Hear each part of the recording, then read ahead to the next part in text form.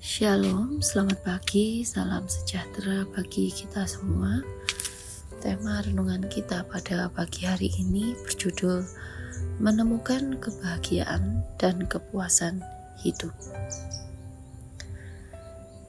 Saya yakin bahwa setiap kita menginginkan untuk memiliki kehidupan yang diisi dengan kebahagiaan dan kepuasan.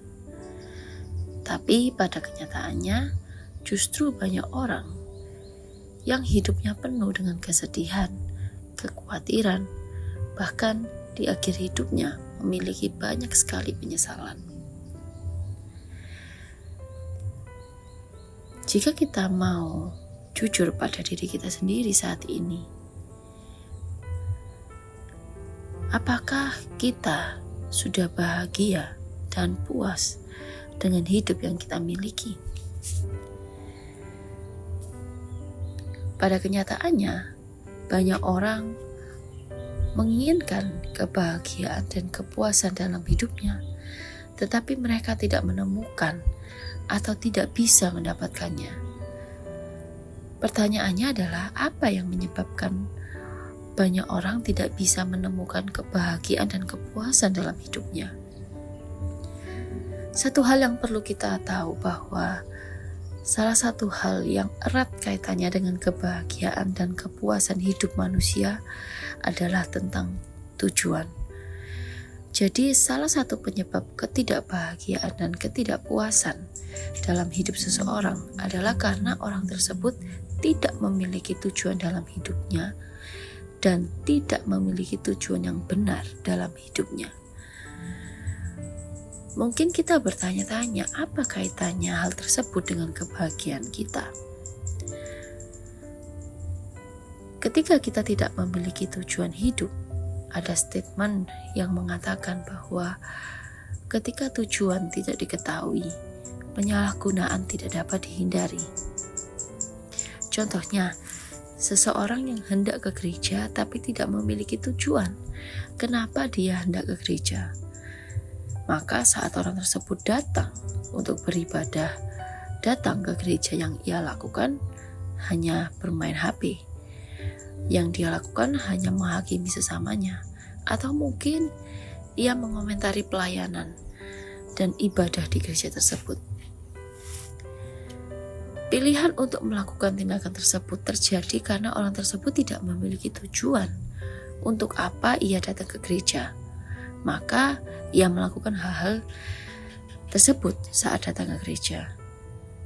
Dan pada akhirnya kira-kira apa yang akan terjadi pada orang tersebut? Orang tersebut tidak akan mendapatkan berkat lewat ibadah. Orang tersebut malah mendapat masalah dengan dirinya dan orang lain. Oleh sebab itu tidak adanya sebuah tujuan hidup, maka penyalahgunaan dalam menjalani kehidupan pun tidak dapat dihindari. Tanpa adanya tujuan hidup, maka kita akan pakai hidup kita sembarangan. Kita akan mengambil keputusan-keputusan yang salah, dan akhirnya kita akan mendapatkan penyesalan. Jadi langkah pertama untuk mau mendapatkan kebahagiaan dan kepuasan hidup adalah harus memiliki tujuan. Kemudian tidak memiliki tujuan yang benar. Tanpa tujuan yang benar, seseorang akan mengalami kelelahan, kesakitan, dan juga penyesalan. Mengapa demikian? Ada sebuah contoh. Jika seseorang melayani orang lain dengan tujuan agar orang tersebut berubah, kira-kira apa yang terjadi jika seseorang yang ia layani tidak berubah? Tentu saja orang tersebut akan merasa lelah, dan mungkin ia akan berhenti untuk melayani. Itu sebabnya tujuan yang kita miliki juga harus benar agar kebahagiaan dan kepuasan hidup itu bisa tercapai. Apa tujuan yang benar yang bisa membawa kita menemukan kebahagiaan dan kepuasan hidup? Jawabannya hanya satu, yaitu membahagiakan dan memuaskan Allah. Ketika tujuan dalam setiap tindakan kita adalah untuk diri kita atau orang lain, maka kita tidak akan pernah menemukan kebahagiaan dan kepuasan itu. Tetapi saat tujuan kita adalah untuk Tuhan, maka kebahagiaan dan kepuasan hidup itu bisa kita temukan. Ada sebuah contoh dari Rasul Paulus. Rasul Paulus punya 1000 alasan untuk tidak puas dan tidak bahagia. Mengapa demikian? Jika kita memperhatikan dalam surat-surat yang ditulis oleh Rasul Paulus, ada begitu banyak masalah yang terjadi pada kondisi di jemaat tersebut, sehingga Paulus harus memberikan wejangan, harus memberikan mereka teguran. Padahal Paulus saat bersama-sama dengan jemaat, bersama-sama dengan mereka, Paulus sudah mengajarkan apa yang perlu diajarkan. Tetapi pada kenyataannya, jemaat-jemaat yang dia layani tidak bisa dewasa. Bahkan ada yang tetap tidak dewasa. Tapi Paulus di akhir hidupnya, dia puas. Bahkan saat di tengah penjara pun, dia bisa menguatkan jemaat lain dengan mengatakan, bersukacitalah. Sekali lagi kukatakan, bersukacitalah. Mengapa Paulus bisa tetap bahagia di tengah masalah dan puas walaupun banyak jemaat yang bebal? Jawabannya karena Paulus melakukan segala sesuatunya untuk Tuhan, bukan untuk manusia. Contoh lain, Salomo dengan segala kemegahannya, tapi di kitab pengkhotbah dia katakan bahwa semuanya sia-sia. Jika kita mau lihat apa yang tidak dimiliki oleh Salomo, semua hal yang diingini manusia saat ini, Salomo memilikinya. Salomo punya harta, tahta, dan wanita. Tapi Salomo mengatakan bahwa semuanya sia-sia. Dengan segala yang Salomo miliki, Salomo mengatakan semuanya sia-sia. Salomo adalah raja terkaya, tapi tidak menemukan kebahagiaan dan kepuasan hidup. Lagi-lagi Salomo mengajarkan kepada kita, tujuan yang salah tidak bisa memberikan kebahagiaan. Uang bukanlah tujuan yang patut kita kejar. Karena Salomo sudah memberikan informasi bahwa kekayaan tidak bisa mendapatkan kebahagiaan dan kepuasan hidup. Jadi, saudara-saudara yang dikasihi Tuhan, bagaimana dengan kita saat ini? Apakah kita bahagia dan puas dengan hidup kita?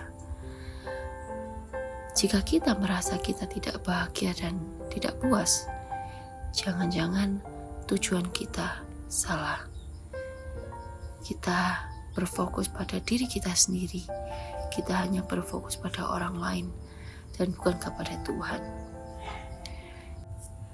Jika itu yang sedang kita rasakan, mari kita datang kepada Tuhan.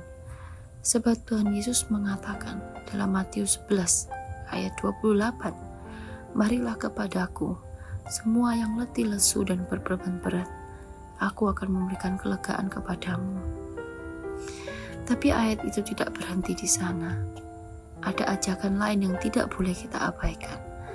Di ayat 29 sampai 30 dituliskan, pikulah kuk yang kupasang dan belajarlah kepadaku, karena aku lemah lembut dan rendah hati, dan jiwamu akan mendapat ketenangan.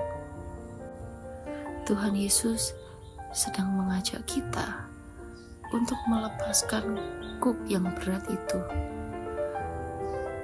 Maksudnya di sini adalah Tuhan ingin kita melepaskan tujuan kita yang salah, di mana kita hanya berfokus pada diri sendiri, kita hanya berfokus pada orang lain, karena itu berat. Dan Tuhan Yesus akan ganti dengan kuk